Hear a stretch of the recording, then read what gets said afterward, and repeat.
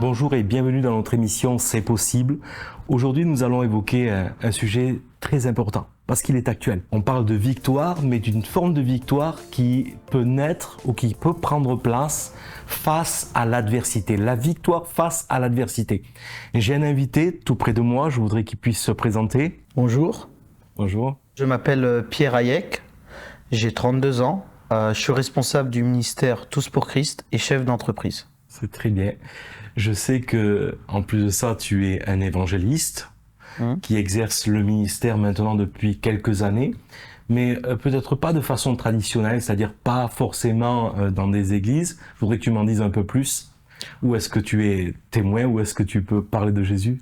Alors depuis janvier 2014, nous annonçons le nom du Seigneur Jésus dans les rues et les places de Paris. Après, nous avons toujours eu à cœur d'œuvrer avec les églises, vraiment créer un mouvement de l'esprit où les églises se lèvent pour sortir dehors, sortir des murs pour annoncer le nom de Jésus.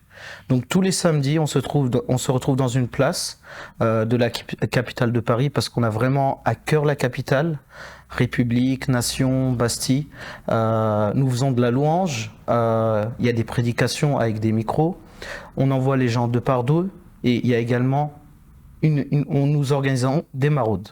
Des maraudes parce qu'il y en a beaucoup qui ont à cœur les plus démunis. Ouais, tout simplement. Alors je rebondis un petit peu sur ce titre parce qu'on parle de victoire et ça c'est une belle victoire de pouvoir aller dans la rue et de pouvoir partager sa foi autour de soi, de parler de Jésus. Mais je suppose que c'est aussi un terrain hostile où on est confronté à pas mal d'opposition. Est-ce que ça t'est déjà arrivé? Ça m'est arrivé plusieurs fois. Là où il y a la plus grande opposition, il y a la plus grande victoire. Moi, je me souviens un jour qui m'a marqué le plus. Après, je m'attardais sur une autre journée. Le samedi 25 septembre 2021, nous venons nous installer dans les lieux à Châtelet-Les Halles, à la Fontaine des Innocents. Avant même qu'on ait pu commencer à prier, il y a des gens qui nous ont demandé de partir et de sortir. Et même, ils ont appelé la police.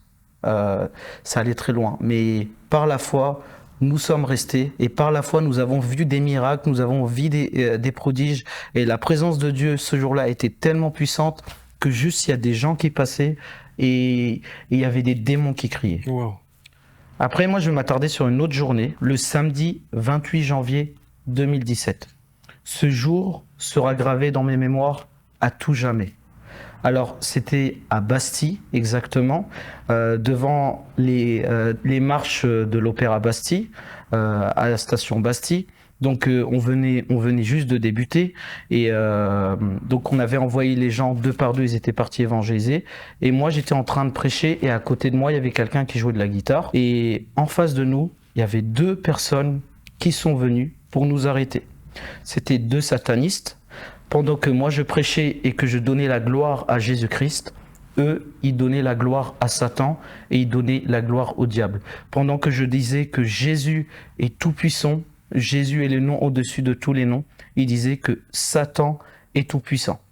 Et en fait, pendant cette confrontation, c'est comme si il y a eu un affrontement entre Dieu et le diable. Entre deux royaumes, comme deux royaumes qui se confrontent. Moi, en fait, j'avais pas peur. Et j'étais lancé dans ma prédication. Après, je voyais ces personnes et en fait, c'était comme un dialogue. Et ça me faisait penser notamment au dialogue de David contre Goliath. Exactement. Et en fait, dans le combat de David contre Goliath, le combat s'est fait avec les mots, ne se sont pas faits avec les armes. C'est par les paroles que David a prononcées contre Goliath que David a pris la victoire. Amen. Et ces deux personnes-là, ça m'a assez marqué, ils étaient bourrés, et c'est comme si c'était pas eux qui contrôlaient leur propre corps. C'est comme si ils étaient contrôlés par une autre puissance et une autre entité. Donc ils venaient, donc ils se rapprochaient de plus en plus de moi, deux personnes. Je crois qu'il y en a un qui avait une bouteille d'alcool et l'autre avait sorti un couteau. Donc il voulait me poignarder en pleine rue et il me demandait d'arrêter parce que le nom de Jésus dérangeait. Donc moi j'ai continué, ça m'a pas effrayé. Et plus il s'approchait, Et plus, c'est comme s'il devenait paralysé. C'est comme s'il ne pouvait plus bouger. Et à un moment donné, ils ont fait tomber le couteau et après ils sont partis. Et c'est là que tu as vu qu'il y avait vraiment une protection venant de la part de Dieu. Il y a vraiment une puissance quand on annonce le nom du Seigneur Jésus. Amen. Le Saint-Esprit en nous, c'est l'espérance de la gloire. Pierre, je reconnais que tu es quelqu'un de passionné et de très audacieux aussi. Mais quand on fait face à une telle situation, est-ce que on continue d'aller évangéliser ou est-ce que ça peut mettre un point d'arrêt, un obstacle ou une crainte peut-être même dans les futures dates qu'on a prévues, les futures sorties? Comment tu l'as vécu en fait cette situation? Moi, dans toute l'expérience que j'ai eue, presque 10 ans sur le terrain, les jours où il y a eu le plus d'impact, il y a eu le plus d'opposition. Et pour moi, l'opposition ou la persécution, c'est comme un indicateur, c'est que la gloire à venir est bien, bien plus grande. Et face à l'opposition, il ne faut pas avoir peur, il ne faut pas craindre, parce qu'on ne nous a pas donné un esprit de timidité, mais un esprit de force. Amen. Qui s'écrit « Abba Père ». Et Jésus a dit aussi ces paroles, c'est que les démons nous en sont soumis. Donc pourquoi avoir peur et pourquoi avoir crainte? Après, bien sûr, il faut de la sagesse. Bien sûr. Tu as appris à comment gérer ces situations, comment parler. Je suppose qu'il faut surtout pas se mettre en colère, mais il faut confondre les gens qui nous entourent parce que. Mais ce qui est extraordinaire, c'est ce point indicateur que tu mets en évidence, c'est que au plus l'oppression est grande, au plus la victoire est grande. Et ça, c'est quand même rassurant parce que nous servons un Dieu vainqueur en toute Amen. situation. Et ça, c'est magnifique. Mais est-ce que tu n'aurais pas eu l'idée à un moment donné parfois de réagir même avec de la colère devant la violence, devant des propos, alors que toi, tu n'as rien demandé, c'est pas toi qui as créé le problème, mais ça serait facile de tomber, par exemple, dans de la colère ou dans des propos qui nous discréditeraient complètement, quoi, en tant que serviteur de Dieu. En tant qu'être humain et en tant qu'homme, quand il y a une injustice, on veut tout de suite réagir et on veut tout de suite. La chair en fait veut prendre le dessus. Mais le problème, si on se met en colère, on laisse place à la chair et l'esprit n'agit plus et en fait, on a automatiquement perdu. Donc, bien sûr que ça m'est arrivé plusieurs fois de vouloir me mettre en colère. Mais par la grâce de Dieu, j'ai réussi à me contenir. Et il y a un passage dans Romains 12, 19 à 21 qui dit « Ne vous vengez point vous-même, bien-aimés, mais laissez agir la colère. Car il est écrit « À moi la vengeance, à moi la rétribution, dit le Seigneur. Mais si ton ennemi a faim, donne-lui à manger. S'il a soif, donne-lui à boire. Car en agissant ainsi, ce sont des charbons ardents que tu amasseras sur sa tête. Ne te laisse pas vaincre par le mal, mais surmonte le mal par le bien. » Et je pense que c'est vraiment le témoignage le plus puissant. Amen. De confondre les gens, de continuer à aimer. Et comme tu l'as très bien dit, si on essaye de se venger nous-mêmes, alors on peut tout perdre. Parce que déjà, Dieu ne peut plus agir puisqu'on l'a fait à sa place. Mais c'est Dieu qui justifie, c'est lui qui... Et il le fait avec tellement de tact qu'il est capable non seulement de nous protéger, mais de toucher aussi la personne qui est en face et qui a un réel besoin. Parce que véritablement, ces personnes qui t'ont agressé étaient des personnes qui étaient dans le besoin. Comment devons-nous les voir, ces personnes-là? Comme des coupables ou comme des victimes? Des coupables dans le sens, ils ont quand même choisi d'adorer Satan. Mais au final, ce sont des victimes parce qu'ils sont totalement inconscientes. Et on peut voir par exemple Saul de Tarse. Il y avait les disciples qui voulaient le condamner, mais Jésus ne l'a pas condamné. Il a dit « Saul, Saul, pourquoi me persécutes-tu » Et en réalité, Dieu avait un autre plan pour Saul de Tarse. Lui qui persécutait et qui tuait tous les chrétiens, il a écrit les 3/4 du Nouveau Testament. Jésus-Christ, Dieu Tout-Puissant, a changé Saul de Tarse en Paul.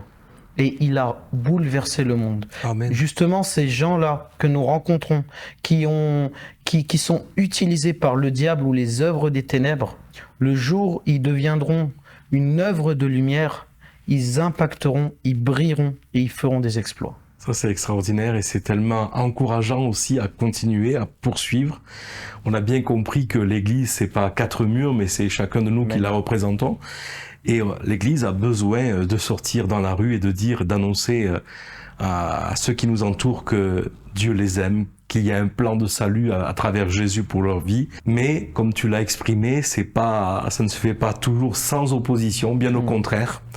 Alors, je voudrais maintenant, puisqu'il y a pas mal de gens qui suivent cette émission, qui nous écoutent, et certains qui ont même le désir d'être des témoins dans la rue, là où ils se trouvent, comment ils doivent faire face dans la situation? S'ils se trouvent demain à une situation, quels conseils pourrais-tu leur donner? Alors, moi, la première chose à dire, c'est tout simplement persévère. J'ai eu tellement de fois où j'ai voulu abandonner, où j'ai voulu arrêter, où j'ai voulu délaisser, mais c'était plus fort que moi, c'était inscrit en moi, je devais continuer. Alors persévère. Dans Hébreux 10, 36, il est dit « Car vous avez besoin de persévérance, afin qu'après avoir accompli la volonté de Dieu, vous obteniez ce qui vous est promis. » Donc le seul mot que je veux dire, persévère, parce que si Dieu est avec toi, qui sera contre toi?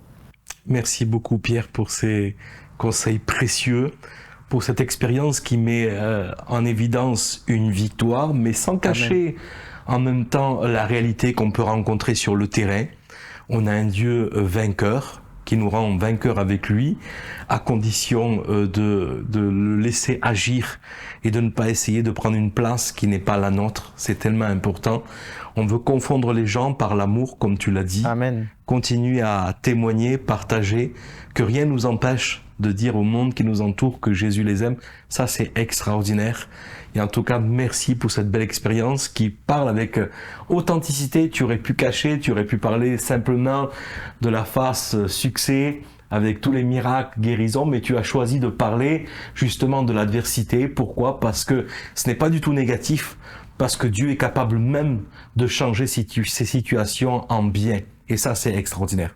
Merci à tous ceux qui nous avaient suivis et écoutés à travers cette émission.